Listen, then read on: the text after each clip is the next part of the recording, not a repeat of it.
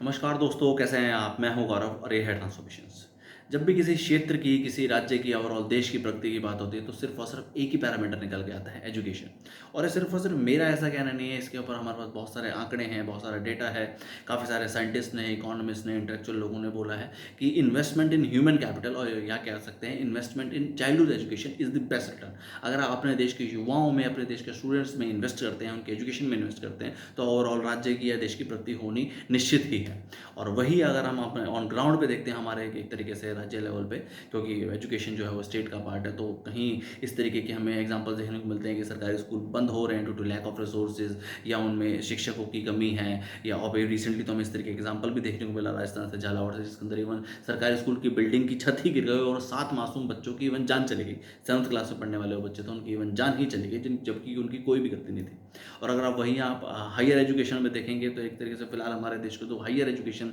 System वो majorly tech over किया जा चुका है। भारत देश के बहुत बड़े बड़े फिलैंथ्रोपिस्ट या एक तरीके से इंडस्ट्रियलिस्ट लोग हैं, और वो एजुकेशन को किस तरीके से सेल आउट कर रहे हैं और एक तरीके से डिस्पैरिटी भी क्रिएट कर रहे हैं सोसाइटी एट लार्ज में। आज उन सब एक तरीके से फाउंडेशन में चलने वाली एजुकेशन यूनिवर्सिटीज़ को, जिनको वो इवन नॉन प्रॉफिट भी बोलते हैं, भले वो कॉलेज हो, यूनिवर्सिटीज़ हो, बड़ी बड़ी यूनिवर्सिटीज़ हो, उनकी फीसेस एक एक सेगमेंटेड वर्ग या एक पर्टिकुलर टपका ही दे सकता है, क्योंकि 20 लाख, 30 लाख, 40 लाख रुपए सिर्फ और सिर्फ ग्रेजुएशन या पोस्ट ग्रेजुएशन के लिए देना आज एक तरीके से हर घर परिवार के लिए या हर फादर के लिए इतनी पॉसिबिलिटी नहीं है कि वो अपने बच्चे को इतने महंगे इंस्टीट्यूशन में पढ़ा सके। तो ओवरऑल सोसाइटी में एजुकेशन के नाम पे डिस्पैरिटी भी एक तरीके से क्रिएट कर रहे हैं। आज हर बच्चे को या हर युवा को उस तरीके की इक्वल अपॉर्चुनिटी नहीं मिल पा रही है। ऑल्दो बहुत बड़े बड़े साइंटिस्ट, इंटेलेक्चुअल लोगों ने सभी बोला है कि सिर्फ और सिर्फ देश की प्रगति के लिए इक्वल अपॉर्चुनिटी इन एजुकेशन मिलना बहुत बहुत बहुत ज़्यादा ज़रूरी है। और equal opportunity in education doesn't mean that equal opportunity in income. जब आप हर किसी को एक इक्वल अपॉर्चुनिटी एजुकेशन देंगे, एक एक जो आपका एजुकेशन का स्तर है, भले वो राज्य